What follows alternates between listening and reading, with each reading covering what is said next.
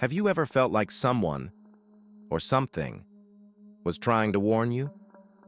Maybe it was a dream, a shadow in the corner of your eye, or an inexplicable feeling of dread. Tonight, I'll take you into the world of eerie signs and chilling encounters, where the boundary between life and death grows thin. These are tales of the strange and the unknown. Let's begin. D'Ambrafeur. It started with a dream. The dream came unbidden, vivid and unsettling. A woman in her 60s, widowed and weary from years of battling chronic illness, woke in the dead of night, trembling. Her grandmother's voice, clear and calm, yet laced with an eerie finality, echoed in her mind. "You're tired," the grandmother said, her spectral face illuminated in the dream's dim light. "You've been suffering too long. It's time to come with me." The woman tried to speak, but the words caught in her throat. Her grandmother's image softened, her voice a whisper now. 2 weeks. "You'll be with me in 2 weeks." When she awoke, her heart pounded, and her sheets were damp with sweat. It was just a dream, she told herself, nothing more. But the feeling of foreboding clung to her like a shadow. She confided in her daughter, brushing it off as a product of exhaustion. "I've been under so much stress," she said with a faint smile. "It's probably nothing." Her daughter Anna nodded, though unease gnawed at her. But as the days passed, nothing turned into something. The decline. The woman's health, already fragile, began to deteriorate rapidly. By August 6th, she had collapsed in her kitchen, her legs buckling as she tried to make tea. Doctors found no clear explanation. Stress, they said, the catch-all diagnosis. But Anna couldn't shake the gnawing fear that it was something more. By the 10th, her mother was bedridden, her once vibrant spirit dulled. By the 15th, she barely spoke. And by August 17th, she was gone. The funeral. At the funeral, grief hung heavy in the air. Friends and family gathered to pay their respects, their muted murmurs blending with the solemn cadence of the priest's prayers. Anna stood at the front, her heart hollow. She replayed her mother's words about the dream over and over, wondering if it had been a warning or perhaps a promise. The priest circled the coffin, swinging the censer as incense wafted through the room. That's when it happened. As the final prayer was recited, a faint, misty cloud rose from the chest of the woman's body. It shimmered in the dim light, almost beautiful, before twisting unnaturally. The mourners gasped, but the mist dissipated before anyone could fully comprehend what they had seen. "Her soul," someone whispered. "Finding peace," another murmured. But Anna couldn't shake the unease that rippled through her. The way the mist twisted like it had been pulled, not released, left her with the unshakable feeling that something wasn't right. The haunting begins. Life moved on, or at least it tried to. Weeks after the funeral, Anna began to notice strange things happening around the house. It started small, her mother's favorite vase inexplicably tipping over, the faint sound of footsteps in the hall at night. She chalked it up to grief playing tricks on her mind. But then, the dreams began. Every night, Anna dreamed of her mother's face, her expression sad, almost pleading. Her voice, faint and distorted, echoed the same words. "Help me."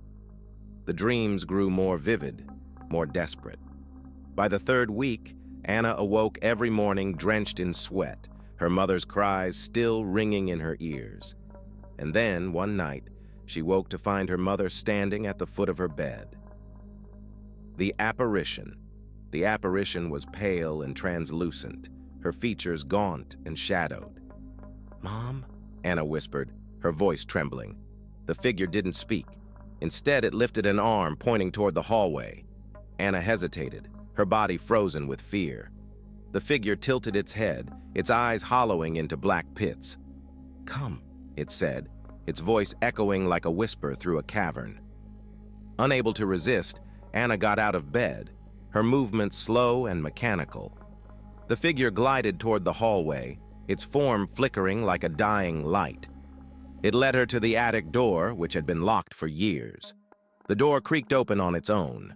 Inside, the air was stifling, heavy with the scent of decay. A single box sat in the center of the attic, its edges worn and splintered. The ghost pointed at it, then vanished. The box. Anna's hands shook as she knelt to open the box. Inside, she found old photographs of her mother and grandmother, their smiles strained and uneasy. Beneath the photos lay a handwritten letter, its edges yellowed with age. The letter read, "It's coming for me. I've tried to stop it, but it always finds us. Protect yourself. Don't let it take you too." Beneath the signature was a faint smear of what looked like blood. Anna's heart raced as she read the letter again, her mind racing with questions. What had her grandmother tried to stop? What had found her mother? Before she could think further, the attic light flickered and a shadow passed behind her. A cold voice whispered in her ear, "You're next." The investigation. Determined to uncover the truth, Anna began piecing together fragments of her family's past. She reached out to distant relatives, scoured old records, and even visited the town where her grandmother had lived. What she discovered was chilling. Her grandmother had been part of a secretive group that dabbled in the occult, attempting to summon a spirit for protection. But something had gone wrong. The entity they summoned wasn't benevolent. It was a predator, feeding on the life force of those who called it. Her grandmother had tried to break the connection, but the entity had latched onto her, and later her daughter. Now it had set its sights on Anna. The confrontation. Armed with this knowledge, Anna sought out a medium, hoping to sever the entity's hold. The ritual was intense, the air thick with tension as the medium chanted in a language Anna didn't understand. But as the final words were spoken, the entity appeared, its form a writhing mass of shadows and smoke. "You cannot escape me," it hissed, its voice a cacophony of whispers. Anna stood her ground, clutching a talisman the medium had given her. "You don't own me," she said, her voice steady despite the fear coursing through her. With a final deafening scream, the entity dissipated, leaving the room eerily silent. The aftermath. Though the entity was gone, Anna knew the scars it left would never fully heal. She kept the box as a reminder of the darkness her family had faced and the strength it took to overcome it. But sometimes, in the dead of night, she would hear a faint whisper, a cold breath on her neck, and wonder if it was truly over, or if it was just biding its time. The perfect apartment. It was everything they could have hoped for, spacious, affordable, and close to campus. When 3 college roommates signed the lease just before the new year, they felt like they'd scored the jackpot. The building was old, but the landlord had assured them it was well maintained. Moving in was a breeze, and they spent their first evening unpacking boxes and laughing over takeout. But as the night stretched on, a subtle unease settled in. The first signs. The first incident was minor. A plate fell from the counter in the empty kitchen. "Probably just vibrations from the train," Emma, the most practical of the group, joked, brushing it off. Then came the soft knocks on the bathroom door. At first, they assumed it was one of them playing pranks, but each time they checked, the hallway was empty. "It's an old building," they said, forcing nervous laughs. "Old buildings make weird noises." But the noises didn't stop. Emma's nightmare. Things escalated quickly. One night, while lying in bed, Emma felt an inexplicable weight pressing down on her chest. Her eyes darted to the corner of the room, where she felt someone watching her. She told herself it was just exhaustion, but the sensation was so vivid, so oppressive, that she finally opened her eyes, expecting to see her roommate standing there. But no one was. From then on, the feeling became a nightly torment. Emma didn't tell her roommates at first, afraid they'd think she was overreacting, but she wasn't the only one experiencing strange occurrences. New Year's Eve. As New Year's Eve approached, two of the roommates decided to go home for the holidays, leaving Emma alone in the apartment. Determined not to feel lonely, Emma invited a few friends over to celebrate. The group gathered in the kitchen, laughing and toasting to the new year.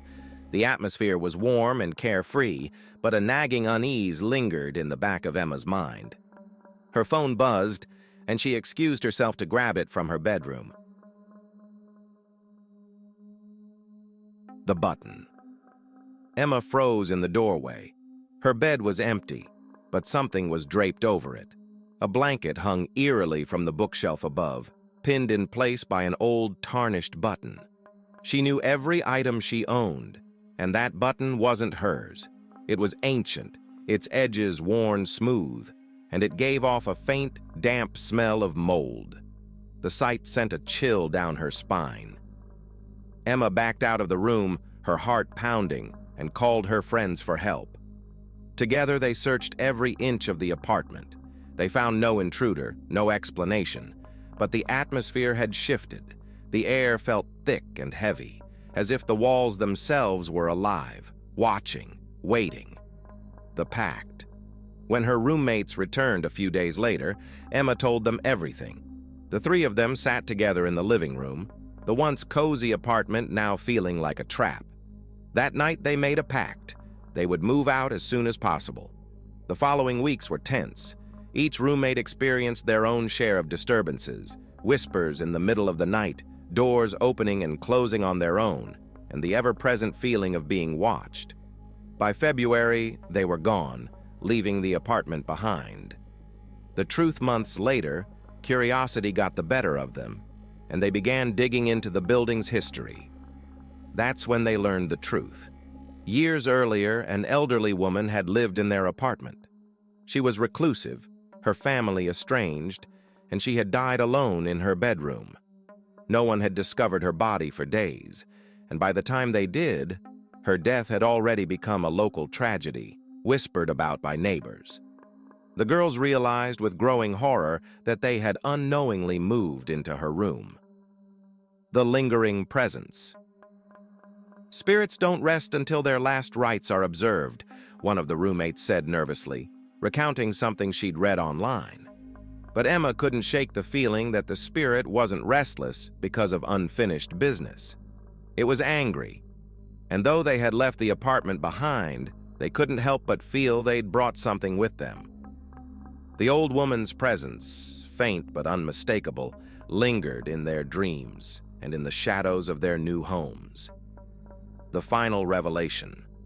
One night, Emma woke to the sound of faint knocking. She sat up, her heart racing, and realized it was coming from her closet.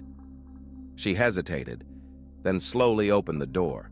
Inside, hanging from a hook, was the same blanket she'd seen in the apartment, the tarnished button glinting in the moonlight. A cold whisper filled the room. "You can't leave me behind." Emma slammed the closet door shut, but the knocking continued, growing louder and more insistent. The mark of darkness.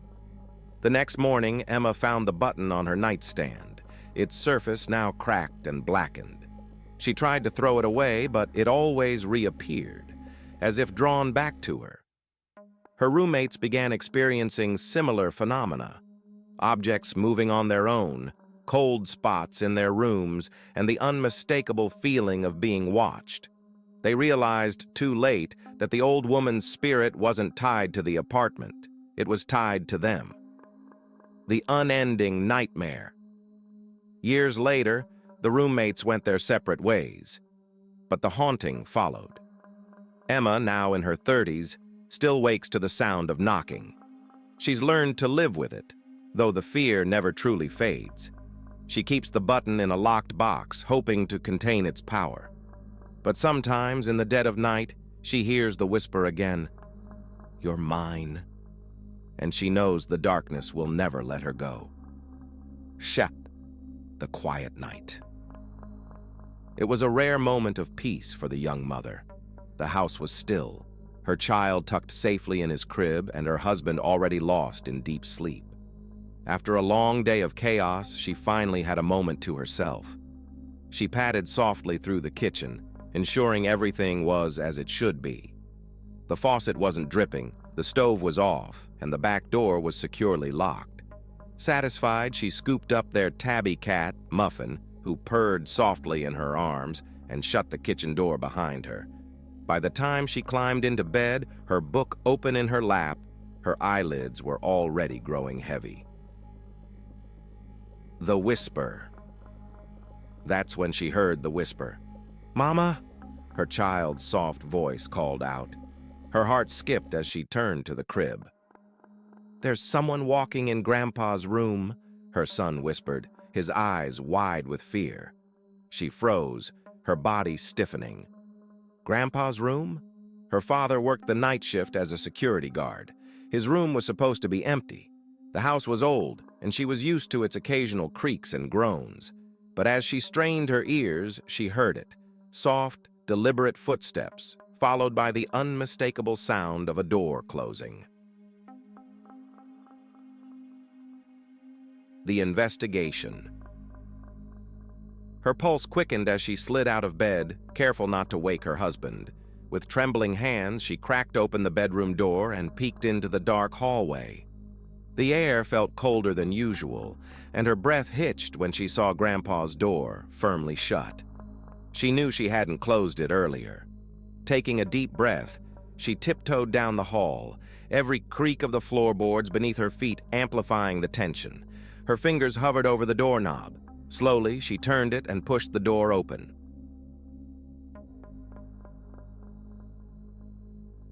The empty room.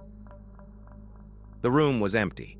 The bed was undisturbed, the curtains swayed gently as if moved by a phantom breeze. But there was no one there. Her heart began to settle until she glanced down the hall. The kitchen door, the one she had shut before bed, was now wide open. And there, on the counter, Muffin sat rigid, her fur bristling and her eyes fixed on something unseen. The phone call. The young mother's knees felt weak, but she forced herself to move. She stepped into the kitchen, scanning the dim room for any sign of intruders. "Muffin," she whispered. The cat didn't move, her gaze unblinking. The mother reached for her phone, her hands trembling. She dialed her father's number. He answered on the first ring. "What's wrong?" he asked, his voice laced with concern. "Dad," she whispered, her voice barely audible. "Did you come home tonight?" There was a pause. Then, firmly, he said, "No, I've been at work all night." The unseen presence. Her hands shook as she hung up the phone. The house was silent now, but the tension in the air was palpable. She returned to the hallway, glancing back at Grandpa's room. The door was open again, though she was sure she'd left it closed. Her mind raced, but the rational answers didn't add up. If no one else was in the house, who or what had walked in Grandpa's room? Why had the kitchen door been opened? And what had Muffin seen? The breath. As she stood frozen, trying to make sense of the events, she felt it. A soft, icy breath against the back of her neck. She turned sharply, but the hallway was empty. Sometimes it's better not to know the truth. And as she crept back into her bedroom, clutching her child to her chest, she couldn't shake the feeling that she wasn't alone. The morning after. The next morning, the house seemed normal again. Sunlight streamed through the windows, and the usual sounds of the neighborhood filled the air. But the young mother couldn't shake the unease that lingered. She checked Grandpa's room again, but everything was as it should be. The kitchen door was closed, and Muffin was curled up on the couch, seemingly unbothered. Her husband, oblivious to the night's events, went about his morning routine. The discovery. Later that day, while cleaning the house, The mother found something strange in Grandpa's room. Tucked beneath the bed was an old photograph, its edges frayed and yellowed. It showed a man standing in front of the house, his face familiar but unplaceable. On the back of the photo was a handwritten note. "I'm still here." The handwriting was shaky, almost frantic, and it sent a chill down her spine. The history. Determined to uncover the truth, the mother began researching the house's history. She learned that decades earlier, a man had lived there alone. He was a recluse, rarely seen by neighbors, and had died under mysterious circumstances. Some believed he had taken his own life, while others whispered about foul play. The mother couldn't shake the feeling that the man in the photo was the same person, and that his spirit still lingered in the house. The final night. That night, the whispers returned.